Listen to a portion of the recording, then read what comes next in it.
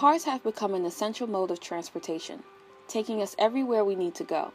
But the economic and environmental cost of traditional gas-fueled vehicles can be a real setback. One alternative to gas-fueled cars are electric-powered vehicles. Electric cars don't need gasoline or have tailpipes, so they don't emit greenhouse gases. Gas-fueled vehicles also have a substantially large carbon footprint. 27% of greenhouse gases are emitted from transportation, and consumer vehicles are the leading source of those emissions.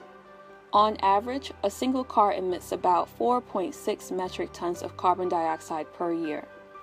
It would require 5.4 acres of U.S. forests to sequester that amount of CO2 within a year. For all the drivers in the country, we would need about 1.2 billion acres of forest to sequester all of the CO2 emitted. That's enough forest to cover more than half the country. Not only do gas-fueled cars emit CO2, they also emit methane, nitrous oxide, and hydrofluorocarbons, which have higher global warming potentials. Environmentally, electric cars are looking like the way to go. But how do they hold up economically? This is Eric. Eric has experience doing mechanical work on a range of vehicles, and throughout his life has owned 3 gas-fueled cars. Currently, he owns a 2014 Nissan Leaf electric car. Eric helps us understand the cost differences between a gas-fueled and an electric car. The median American new car price right now is like $33,000. If you use that as your frame of reference, the Leaf, when we bought it, was $28,000 new. Like I said, that was the base model. But then there's the $7,500 government rebate. So we got $7,500 back on the tax return, so it worked out to right around $20,000. The upfront cost is comparable to like an entry-level car, but I think the overall total cost of ownership is way lower. The cost of ownership would include the cost to maintain a vehicle on a regular basis. If you take a new car in for its 30,000 mile maintenance at the dealership, you can pay $700, $800, $1,000, depending on what you do. Here, the 30,000 mile maintenance is rotate the tires. You can do that in your garage. And the number of moving parts you don't have in an electric car is really attractive to me. You don't have to worry about spark plugs, oil changes, fuel filters, mufflers, belts, like that stuff it doesn't exist. The only thing that's in there is to change the brake fluid. Beyond that, the big thing will be the drive battery. This car in specific, with the Leaf and the 24 kilowatt hour battery pack, the replacement cost is $5,500 at the dealership. Which would be something like every 10 years, but that's it. What about the cost of fuel? The current national average for regular gasoline is $2.75 per gallon. This is a 33-cent increase from 2017's national average of $2.42 per gallon. With nearly 144 billion gallons of gasoline consumed last year and about 222 million drivers in the United States, each driver spent about $1,565 on gas in 2017 alone. To fuel his car, all Eric needs is an outlet with somewhere between 20 to 100 amps and a residential charger. These chargers start at around $500, but it only costs him a few dollars to actually power up his car. It's a 24 kilowatt hour battery. And electricity here in Syracuse is right around 10 cents a kilowatt hour. So if it was completely dead and ignoring losses through the inverters, whatever that is, it would be in theory $2.40 to recharge the car from dead. In reality, you never drive it to completely dead, so it's going to be something less than that. Yeah, so basically for $2.40 on electricity, you can drive about 80 miles in the summer and closer to like 40 or 50 miles in the winter. So it's way cheaper than gas.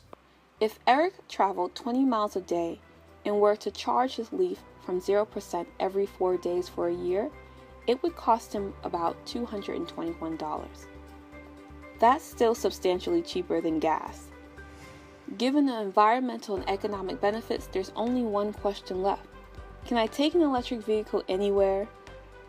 In efforts to increase the range of electric cars, cities like Syracuse have implemented public charging stations allowing e-drivers to charge their cars away from home. Currently, Syracuse has over 40 chargers across public and private parking lots, but hardly anyone seems to be using them. Why is that?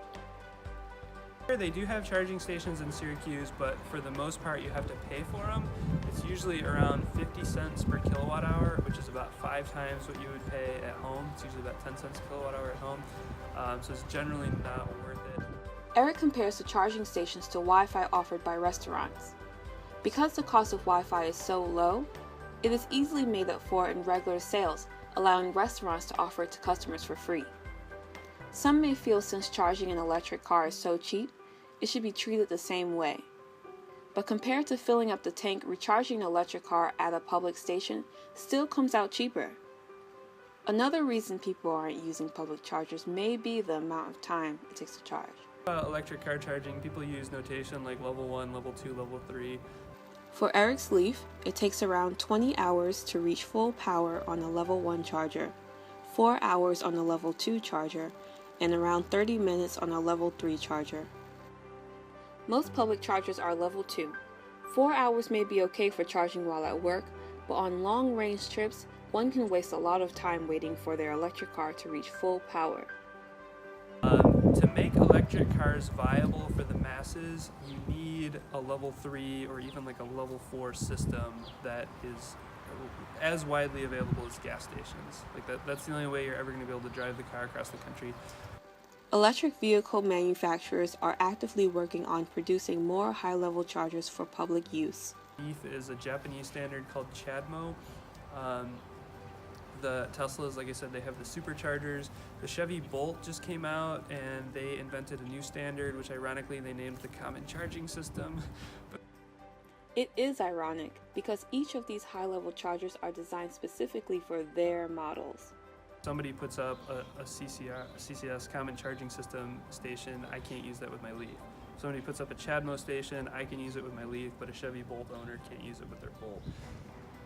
And so there's 2 problems that have to be solved there. One, we need standards, or like at least interoperability between the standards, and then number 2, we need the infrastructure to be built out. It seems although Syracuse has a fairly large network of public chargers, they may not be the most convenient way to refuel an electric car. For now, charging at home and limiting the car for only short-range commutes may be the best option. Eric offers another solution for multi-car families. We have the gas car and we have the electric car. Whoever's around town that day, you can always use the electric car around. And then if you go somewhere, you still have the gas car as well.